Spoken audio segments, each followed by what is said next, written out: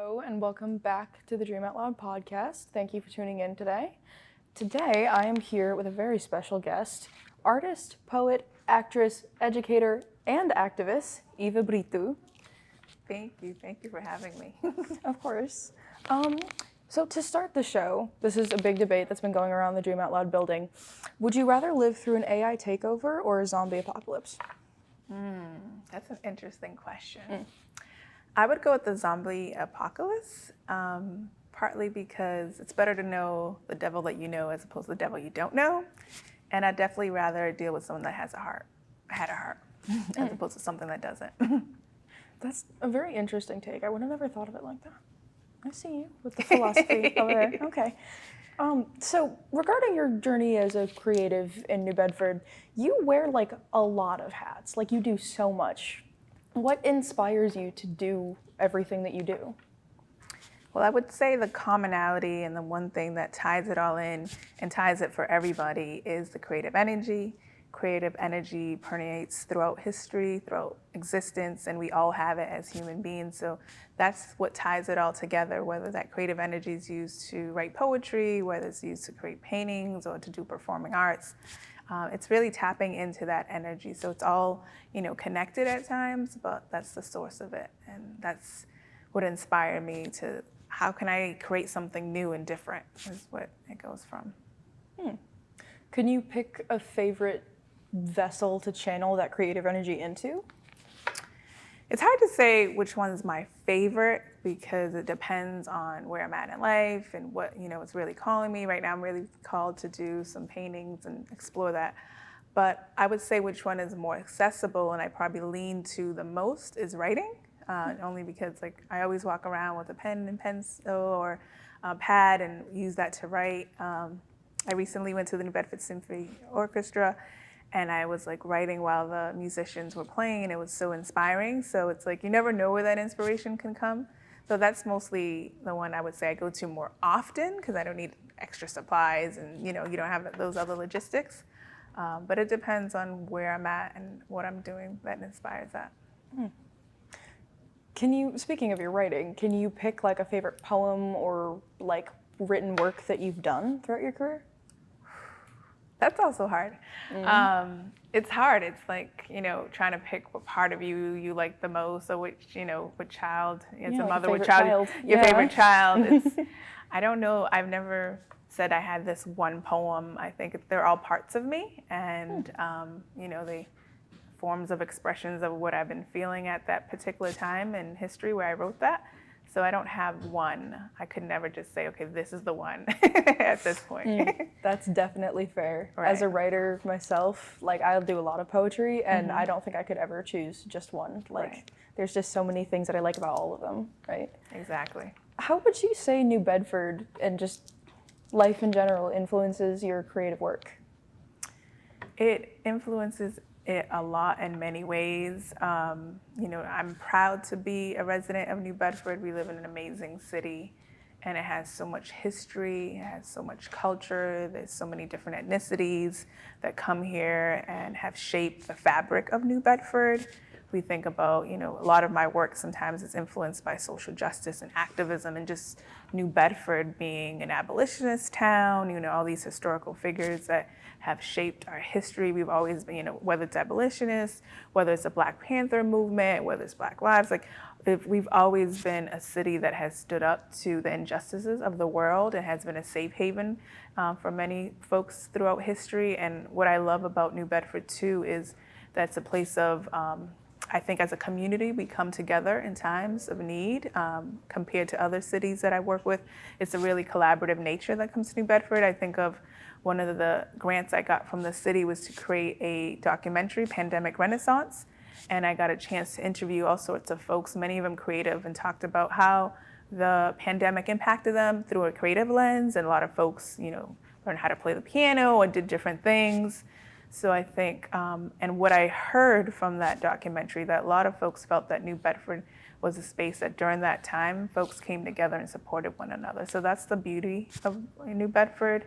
I'm really proud of this city for what it's been, what it is now, and what I'm sure it'll become and continue to evolve to be. What would you say to young creatives that are growing up in such a, like, for lack of a better phrase, tight-knit community here? Continue to explore, continue to expand. You know, like you said, I have different art forms that I tap into, but, you know, to look at it from your background perspective, then maybe meet someone from another perspective, from another ethnicity background. Continue to explore. I think sometimes we get limited in one viewpoint, so continuing to explore, and then also see if you can find a great mentor or someone that has done the work that can kind of show you some of the new things that maybe you haven't thought of, some of your blind spots. But that would be my advice, to continue to see how you can expand one step further wherever you're at in your creative journey. As a woman, it's very comforting, I think, to take that mentor role, or to have that mentor role filled by another woman, in my experience. Would you say there are any women that have taken that role for you or inspired you in a similar way? I definitely think there's been a lot of folks that have shaped my artistic journey. Sometimes it's just like learning. I love storytelling. I love to hear the stories of some of our elders and other folks. So I feel like there's been, you know, I took some arts in college. There was some professors that helped really shape me. At one summer, I went to the Cape Verde Islands, where I'm from, and there was an artist there, and we did a lot of painting together. So there's different folks that have definitely helped me to evolve into, and then sometimes it's just really being inspired to, if it's not quote unquote a mentor, but you see someone do their craft and they do it well, and you're like, ooh, let me pay attention to like how they were able to navigate that. So I don't know that I can't say there's one artist or one individual that has shaped me. I think, you know, many of us were molded by many hands. I definitely see that. I think also inadvertently you might have been some of those hands for some people, specifically me, I must say. I'm kind of a huge fan. Oh man, thank you. Yeah, sometimes you don't, I've done some poetry open mic events, and sometimes people will say that poem really hit me in a particular, and you have no clue, like you just say it and you move on. So, and that's the beauty of the arts. You don't know how it can impact someone. I said it before, it has the ability to connect and expand people at the same time, you know. You definitely make an impact, absolutely. Oh, awesome, thank you. Do you think there are any like significant like obstacles or blockages you think female creatives face today?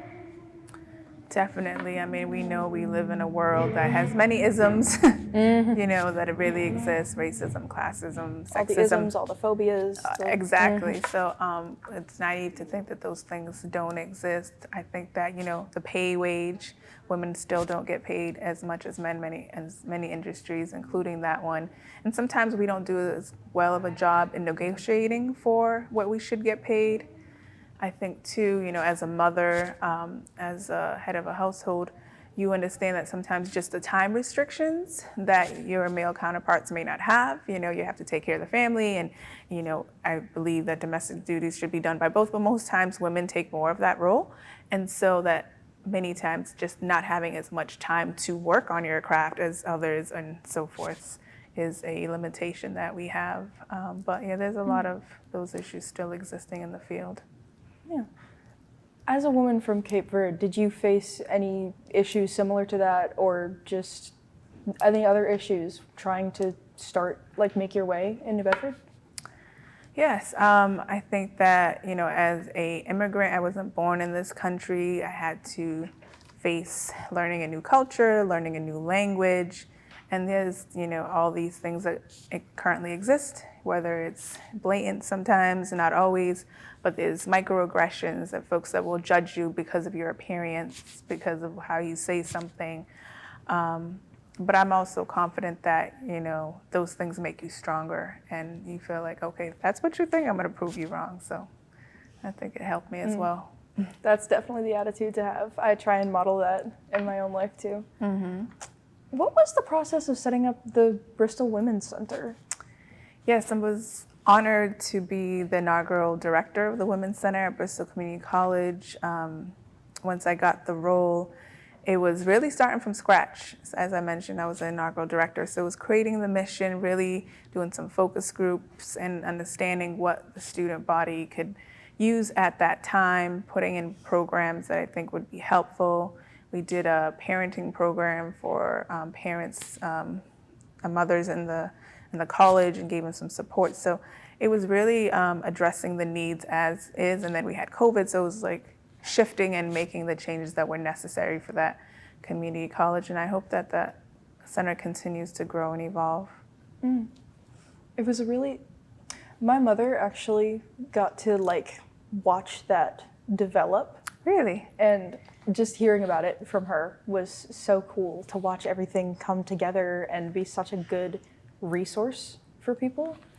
And I just think for a college to have a women's center, to have a space that says, I include you, I understand you, you can be whoever you need to be in this space, and we're gonna learn about our history and ways that we can support one another. I think it's so important. So just having that space, I think is really important, that students could just go there sometimes and hang out. Sometimes we would have planned event, but to say, hey, if you have, and many times that's when someone will say, hey, this is going on at home, can you help me, and so forth. So it was good to have that space. Yeah, absolutely. So you obviously strive for a lot of change, but like specifically, what do you try and shoot for most? And like, what do you think other people can strive to help change as well? I think that part of the change I really try to create is intentionally based on healing and creating spaces of healing. There's power and love in creating spaces that really look at the arts as a form of expressive arts, not so much for product, but using the expressive arts to help folks in our healing. All of us have some sort of trauma. And that's the work I do with the retreats very often. I run some different retreats, and it's finding a place that we can use the arts as a language to communicate, to express some of the things that we not always express to, in different settings. That's such like a cool way of looking at things. Like, I've asked a lot of people similar questions, and nobody's ever answered that heart connectedly. I mean, I think the most important thing as humans we want is meaningful connections. And once you have that, then you can open the door to many other things. And the arts is one of the best ways to get there. Absolutely. So now we have a little rapid fire random segment here. Okay.